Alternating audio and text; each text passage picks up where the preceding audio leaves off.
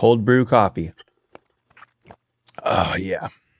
It's good. All right, now that it is confirmed that Anthony Hitchens is gone, let's talk about what that does for the Chiefs' salary cap, and then also let's take a look at the Chiefs' current linebacker situation. But first, how about those?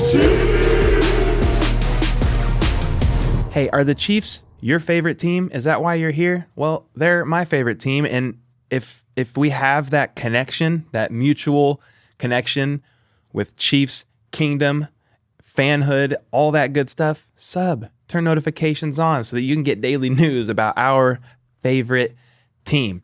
All right, let's talk about this. The Chiefs released Anthony Hitchens, and doing so, they saved around $8.4 million in salary cap space while only costing them $4.2 million in dead money. Hitchens was on the last year of a 5-year deal. 5 years, $42 million. Give me some of that. Overthecap.com projects the team's current cap space to be around $11.2 million after this move with Hitchens. We all know that the Chiefs still have a bunch of things they need to do to lower the cap space. An article from Chiefs Wire, which I'll link down below, says this. The Chiefs still have a number of cost-cutting moves to make, including simple restructures to the contracts of Mahomes, Kelsey, and Chris Jones.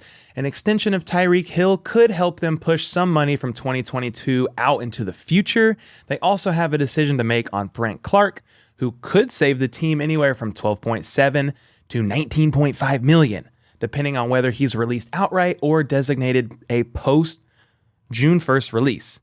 Basically, this is only the beginning for the front office when it comes to freeing up salary cap space. Okay, I agree with pretty much all of this. Restructure everyone you can, convert what you can to bonuses and all that good stuff. We know they're going to do that. But then cut Frank Clark post June 1st and let's get the money rolling.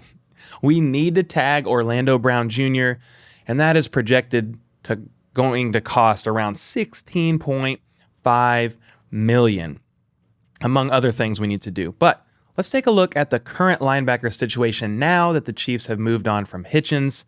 But first, if you're enjoying this video, can you do me a favor and hit that like button? Please and thanks, so that more Chiefs fans can find this content. Okay, with Hitchens gone, they have Willie Gay and Nick Bolton leading the charge currently. Young buckaroonies. That's Nick Bolton at 21 and Willie Gay at 24 years of age. I know I'm starting to get up there a little bit in age when I think, wow, these guys are young. Anyway, these two are our future, and we're truly lucky to have them.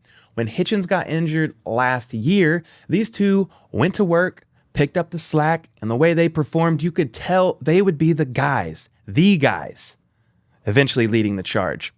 The first start Bolton had when Hitchens was injured was week 7 against the Titans, and he had 15 tackles and 4 tackles for loss. I mean, Bolton is a certified baller, man. It's ridiculous. Anyway, that performance earned him Defensive Rookie of the Month in October. Bolton is more than likely going to be the future signal caller for the Chiefs, and we talked about that yesterday in another video. I think it's wild that he only has 19 NFL games under his belt. He will only grow and get better from here. Okay, so who else is under contract? As of right now, they have Willie Gay, Nick Bolton, and Darius Harris, who is an undrafted free agent from Middle Tennessee, and that's it at the moment. Harris has shown promise, and Chiefs GM Brett Veach even said this about him. He can be a guy that doesn't just make the roster, but starts one day. Now let's take a look at the pending free agents. We have Dorian O'Daniel and Ben Niemann. O'Daniel has primarily played special teams, and I'm not really leaning one way or another on if he should stay. Should he stay or should he go? I'm not really leaning one way or another, but he does know the scheme, could be a depth piece for the team.